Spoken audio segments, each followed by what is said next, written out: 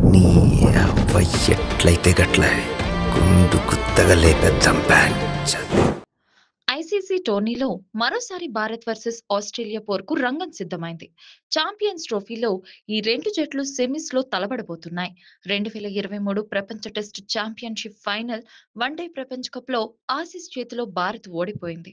ఒక 2023 వన్డే ప్రపంచ కప్ లో ఆస్ట్రేలియా మిగిల్చిన గుండె కోతను భారత అభిమానులు అంత ఈజీగా మర్చిపోలేరు.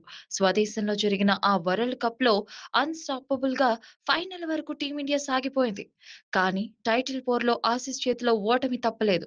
మొదట 2040 పరుగులకే భారత్ ఆలౌట్ అవ్వగా ఆసీస్ 4 వికెట్లే కోల్పోయి టార్గెట్ రీచ్ అయింది. ఐసీసీ టోర్నీలో ఆసీస్ పై తడబడే బలహీనతను దాటాలనే టార్గెట్ తో భారత్ ఉంది.